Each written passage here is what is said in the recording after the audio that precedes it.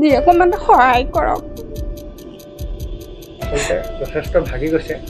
মানুহে মানুহৰ বাবে যিদৰে অসমৰ হিয়াৰ আমঠু জুবিন গাৰ্গে কৈছিল, মানুহে মানুহৰ বিপদত আগবাঢ়ি যাব লাগে। জুবিন গাৰ্গে যি আদৰ্শ দেখাইছিল যে প্ৰতিজন মানুহৰ বিপদত তেওঁ আগবাঢ়ি গৈছিল, ঠিক সেইদৰে আমি অনুৰোধ জনাইছোঁ এই বিপদত পৰা পৰিয়ালটোক আপোনালোকে চকু মেলি চাওক।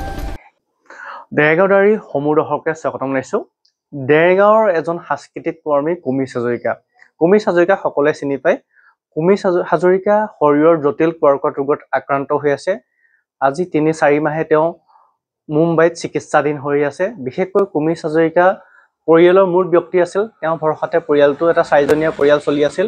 কুমিৰ হাজৰিকা যেতিয়া শয্যাগত অৱস্থাত আছে, তেওঁ চিকিৎসাৰ বাবে যথেষ্ট ধনৰ অভাৱ, পৰিয়ালটো ভাগি গৈছে। যিহেতু আজি পৰিয়ালটো 3 মাহে ঘৰত তলা মাৰি ঘৰৰ 3জন সদস্য কুমিৰ হাজৰিকাৰ লগত মুম্বাইত থাকিবলগীয়া হৈছে। এতিয়া ছোৱালীৰ যিহেতু পঢ়ি আছে, ছোৱালীৰ পৰীক্ষাৰ কাৰণে আহিবলগীয়া হৈছে। কুমিৰ হাজৰিকাৰ সৰু ছোৱালী ডিগেটি কলেজত অধ্যয়নৰত হৈ আছে, সম্প্ৰীতিপ্ৰাণ হাজৰিকা। তেওঁৰ পৰীক্ষা হৈ আছে কাৰণে তেওঁ মুম্বাইৰ পৰা আহিবলগীয়া হৈছে। মাতৃ আৰু কন্যা বৰ্তমান দেৰগাঁৱত আছে। আমি দেৰগাঁও স্থিত তেওঁ কুমিৰ হাজৰিকাৰ ঘৰলৈ উপস্থিত আছোঁ। যিহেতু কুমিৰ হাজৰিকাৰ এটা সত্তা, কুমিৰ হাজৰিকা সকলোৱে চিনি পায়। যেতিয়া প্ৰতিটো দেৰগাঁও সাংস্কৃতিক অনুষ্ঠান হওক বা বিভিন্ন সামাজিক অনুষ্ঠান হওক, তাত উপস্থিত থকা এজন ব্যক্তি আছিল কুমিৰ হাজৰিকা। আৰু বহুতো দুখীয়া ছাত্ৰ ছাত্ৰীৰ পঢ়াৰ ক্ষেত্ৰতো যথেষ্ট সহায় কৰিছিলে কুমিৰ হাজৰিকা। সকলোৱে ভাল পায় কুমিৰ হাজৰিকা। এই হাঁহি থকা মুখখন সকলোক দেখিলে নিজেই মাতে।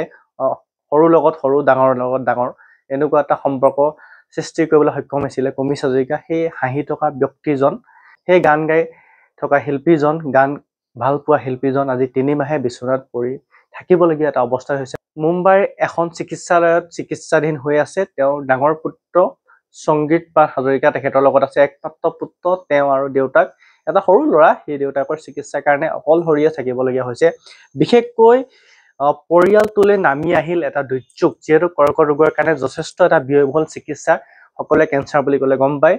তাৰ কাৰণে যথেষ্ট ব্যয়বহুল চিকিৎসাৰ কাৰণে যথেষ্ট ধনৰ অভাৱ, পৰিয়ালটো ভাগি গৈছে। আমি তেখেতৰ পত্নীৰ পৰা কিছু কথা ল'ম। কুমিৰ হাজৰিকাদেৱৰ পত্নী আমাৰ কাষত আছে। বাইদেউ, সকলোৱে গম পায় যে দাদা এটা অসুখত আক্ৰান্ত হৈ আছে। কি হৈছে বহুতে গম পোৱা নাই। কি হৈছে গোটেই কথাখিনি কওকচোন, কেনেকে আপোনালোকে ধৰা পৰিলে, গোটেই কথাখিনি কওকচোন, কি হৈছিলে? আমি প্ৰথমতে তেওঁ মানে আগমুহূৰ্তলৈকে কাম কৰি আছে, ডিউটি কৰি আছে, সাংস্কৃতিক লগত লাগিয়ে আছে। লাগি থাকোঁতে তেওঁ প্ৰথমে জ্বৰ হ'ল। আমি ছোৱালীয়ে মই ঘৰত নাছিলোঁ। তাই এটা চেলিব্ৰিটি এৱাৰ্ডৰ কাৰণে গুৱাহাটীত যাব লগা হৈছিলে। তেতিয়া ল'ৰাই ৰাতি মোলৈ ফোন মাৰিলে যে পাপা জ্বৰ হৈছে, ভাত খোৱা নাই, তাই মানে টাইলছত পৰি শুই আছে, বিচনাত আহিব মন কৰা নাই।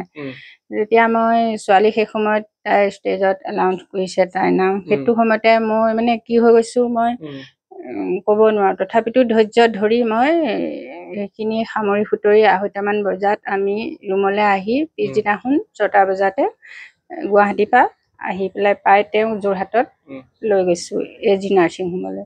তাতো ট্ৰিটমেণ্ট কৰিলোঁ, একো গম গতি তেনেকৈ পোৱা নগ'লে। তাৰপিছত আমি ভাল নোপোৱা দেখি গুৱাহাটী লৈ গ'লোঁ পলিক্লিনিক হস্পিটেলত।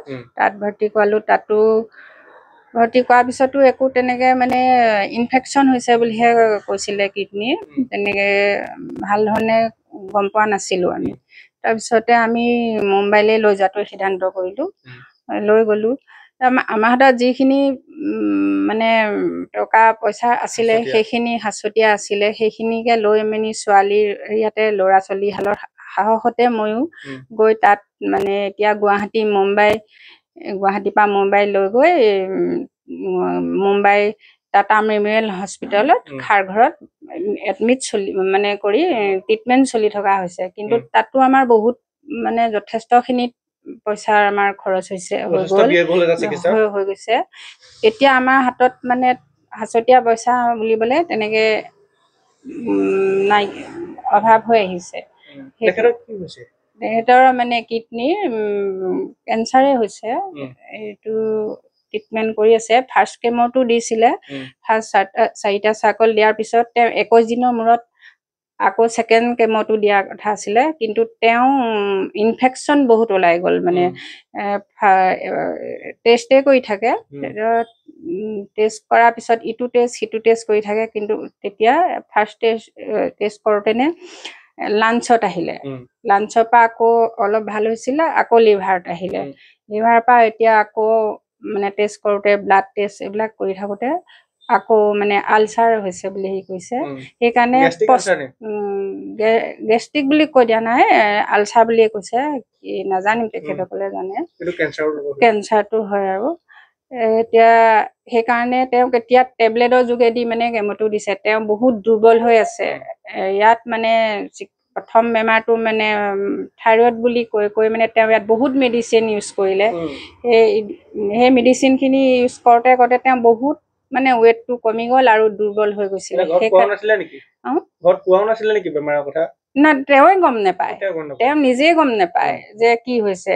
ব্লাড টেষ্ট কৰি আছে, কিন্তু আমি মানে তেওঁ গম নাপায়, আমিও গম নাপাওঁ, আমি নিজেহে লৈ গৈছো। এতিয়া চবেই জানিব বিচাৰিছে দেৰগাঁওবাসীয়ে যে কুমিৰজা কেনেকুৱা আছে, এতিয়া কেনেকে হৈ আছে, শৰীৰ আপতকে ভাল হৈছে নে? হেৰি মানে তেওঁ কেমোটো দিব পৰা নাই, তেওঁ ৱেটটো কমি আছে আৰু ভিতৰি ইনফেকশ্যন কিছুমান হৈ আছে, দুৰ্বল হৈ আছে। তেওঁ বডিত ছেকেণ্ড কেমোটো ল'বলৈ মানে লোট ল'ব পৰা অৱস্থাত নাই, সেইটো কাৰণে তেওঁক টেবলেট যোগেদি দিছে। কিন্তু স্লাইনৰ যোগেদি যিটো কেমো দিয়ে সেইটো ল'লে ভাল হয়, সেইটো কাৰণে পষ্টপন কৰিলে ছেকেণ্ড কেমোটো দিয়া। এতিয়া মুম্বাইত কৰি আছো, টাটা মেমৰিয়েল হস্পিটেল খাৰঘৰত। যিহেতু কুমিৰজাৰ চিকিৎসাটো যথেষ্ট ব্যয়বহুল, সেইকাৰণে যথেষ্ট ধনৰ প্ৰয়োজন হৈছে। পৰিয়ালৰ উপাৰ্জন কৰা ব্যক্তি তেখেতে আছিলে একমাত্ৰ, দুজন আপোনাৰ ডাঙৰ ল'ৰা সৰু ছোৱালী ইনকম কৰিব পৰা হোৱাগে নাই। এই ক্ষেত্ৰত দেৰগাঁওবাসীৰ ৰাইজক বা অসমবাসীৰ ৰাইজক আপুনি কেনেকে অনুৰোধ কৰিব? মই তোমালোকৰ চেনেলৰ যোগেদিয়ে মই আহ্বান কৰিছোঁ যাতে মোৰ এই বিপদৰ সময়ত যোনে যি পাৰে কমকে হ'লেও দি অকণমান সহায় কৰক। আচলতে যথেষ্ট ভাগি গৈছে। মুখ্যমন্ত্ৰী হিমন্ত বিশ্ব শৰ্মাই কিবা ক'ব বিচাৰিব নে আপুনি? ৰোষত আহে যদিও ক'বই লাগিব কথাখিনি, কাৰণ ঘৰৰ এতিয়া মুৰব্বী আপুনি। মই ইয়াৰ পৰাই আহ্বান জনাইছোঁ ডক্টৰ হিমন্ত বিশ্ব শৰ্মা ছাৰক, যদি কিবা সহায় পাৰে আমাৰ এই পৰিয়ালটো অকণমান সহায় কৰিলে আমি বহুত মানে উদ্ধাৰ হ'ম। তেখেতক ভাল কৰি আমি অসমলৈ ঘূৰাই আনিব পাৰিম মুম্বাইৰ পৰা। হ'ব। হয়, আমি পত্নীৰ ভাষ্য শুনিলোঁ। সাংস্কৃতিক কৰ্মী কুমিৰ হাজৰিকাৰ চিকিৎসাৰ কাৰণে যথেষ্ট ধনৰ আৱশ্যক। পৰিয়ালটো গাঁঠিৰ ধন ভাঙি শেষ হৈছে বৰ্তমান। তেওঁ অসমৰ সহৃদয়বান মুখ্যমন্ত্ৰী হিমন্ত বিশ্ব শৰ্মা, বিভিন্ন দল সংগঠন লগতে সহৃদয়বান লোকসকলক সহায় বিচাৰিছে। ৰাইজে হয়, তেওঁ সকলোৰে পৰা সহায় বিচাৰিছে। ৰাইজে নখ জোকাৰিলে নৈ বৈ যায়, এই কথাষাৰ শিৰোগত কৰিয়েই মানুহে মানুহৰ বাবে, যিদৰে জুবিন গাৰ্গে কৈ গৈছিল, যিদৰে অসমৰ হিয়াৰ আমঠু জুবিন গাৰ্গে কৈছিল, মানুহে মানুহৰ বিপদত আগবাঢ়ি যাব লাগে। জুবিন গাৰ্গে যি আদৰ্শ দেখাইছিল যে প্ৰতিজন মানুহৰ বিপদত তেওঁ আগবাঢ়ি গৈছিল, ঠিক সেইদৰে আমি অনুৰোধ জনাইছোঁ এই বিপদত পৰা পৰিয়ালটোক আপোনালোকে চকু মেলি চাওক। 1 টকা, 10 টকা, 20 টকা আপোনালোকে যি পাৰে আপোনালোকে সহায় কৰক। তেওঁলোকক গুগল পে' নম্বৰ আমি স্ক্ৰীণত দি দিছোঁ। আমিও আশা কৰিছোঁ অসমৰ মুখ্যমন্ত্ৰী হিমন্ত বিশ্ব শৰ্মাৰ লগতে দল সংগঠন আৰু ৰাইজে সহায় কৰিব। আৰু কুমিৰ হাজৰিকা দেৰগাঁও সন্তান, দেৰগাঁও এজন শিল্পী, সশৰীৰে সুস্থ অৱস্থাত দেৰগাঁৱলৈ ঘূৰি আহিব, তাকে কৈ আজি প্ৰতিবেদনটো শেষ কৰিছোঁ। ধন্যবাদ।